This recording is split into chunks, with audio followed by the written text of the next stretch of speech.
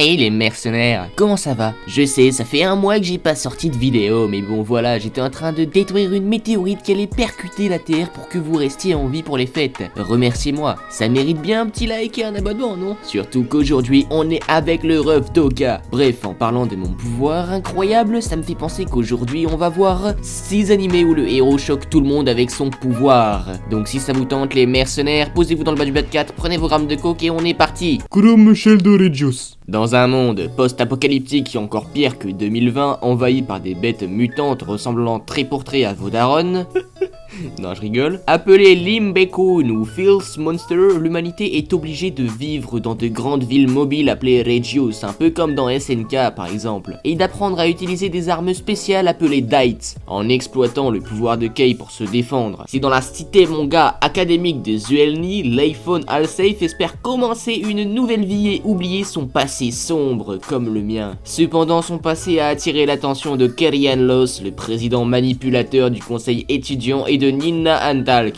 étudiante en arts militaires et capitaine du 17e peloton d'arts militaires, qui reconnaît instantanément ses capacités et décide qu'il est le candidat idéal pour rejoindre son groupe. Cependant, avec un passé secret qui ne le laissera pas seul et des pouvoirs inconnus au-delà de la normale, Leifon pourrait ne pas le prendre. J'ai méga aimé cet animé mercenaire, il est en 24 épisodes et de genre action, aventure, fantasy, école et science-fiction, donc foncez le voir ou je vous goume.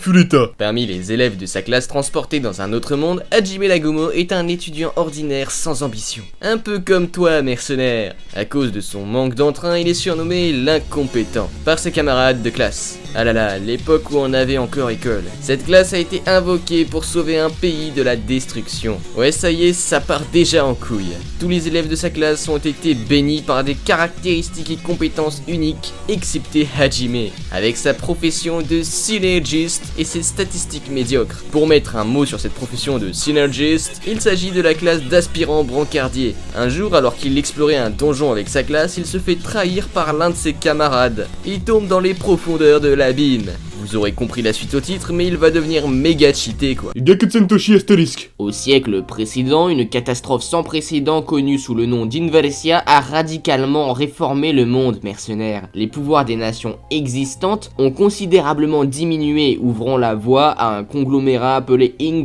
Integrated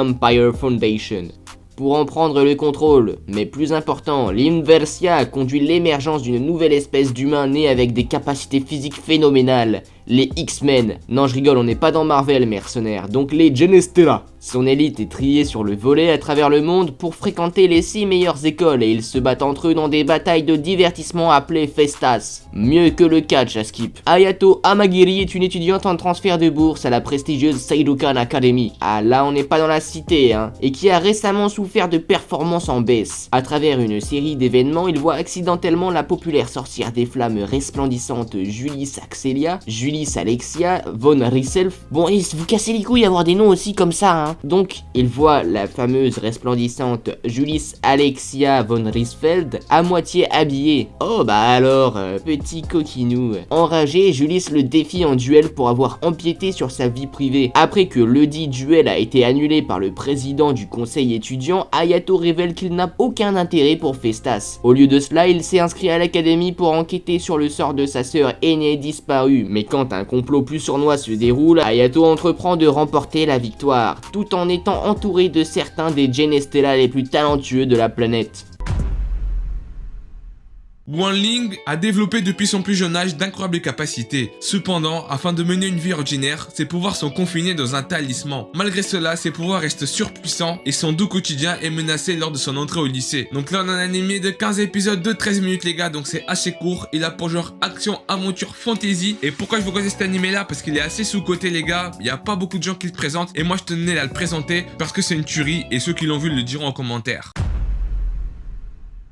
Âgée de 10 ans, Adèle, oui Adèle, pas la chanteuse, mais Adèle, la fille aînée du maître, se souvient d'un événement passé, lui provoquant de terribles maux de tête. Dans sa vie intérieure, elle se nommait Misakato Kirura. Voilà les gars, ça change du Adèle, hein. Une jeune fille de 18 ans qui a perdu la vie en essayant de sauver une personne et rencontrera Dieu les gars, le Dieu véritable et l'unique. Celle-ci lui demandera de faire en sorte que dans sa prochaine vie, ses capacités demeurent moyennes, en raison du fait qu'elle n'a pas pu pleinement profiter de sa vie à cause des nombreuses attentes de son entourage. Cependant, peu de choses, en particulier les vœux, se passent comme prévu et elle aura une vie agitée mais tout aussi surpuissante. C'est un animé de 13 épisodes de 24 minutes et là pour genre action, drame, fantasy surnaturelle et surtout démons. Donc les gars, si vous aimez un peu les animés où il y a de l'action et surtout un peu de fantasy, un monde merveilleux, assez vaste, celui-ci vous allez kiffer, je vous le conseille. Infinite Dendrogram. En 2043, Infinite Dendrogram, le premier VR MMO de plongée à succès au monde, après visiblement New World Online de l'autre animé, a été lancé. En plus de sa capacité à simuler parfaitement les 5 sens, ainsi que ses nombreuses autres fonctionnalités étonnantes, et n'allez pas vous faire d'idée, ici il n'y a pas de striptease, on n'est pas dans GTA, les mercenaires, le jeu promettait d'offrir aux joueurs un monde plein de possibilités infinies. Près de 2 ans plus tard, bientôt, étudiant de première année à l'université,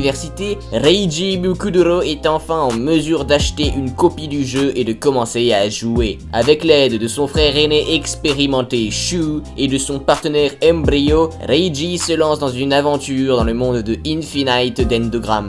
Que va-t-il découvrir et rencontrer dans ce monde de jeu connu pour son incroyable réalisme et ses possibilités infinies? Non pardon, je suis toujours pas payé pour dire ça. Bref, donc voilà, c'est la fin de cette vidéo les mercenaires. J'ai fait gaffe à mettre des animés pas super connus, en tout cas je remercie les récents abonnés qui s'affichent maintenant, mais aussi Doga, chaîne en description en tout cas. Si cette vidéo vous a plu, niquez sa mère au pouce bleu, niquez son père au bouton s'abonner, niquez sa sœur à la cloche des notifications en cochant toutes les notifications, mercenaires. Salamada.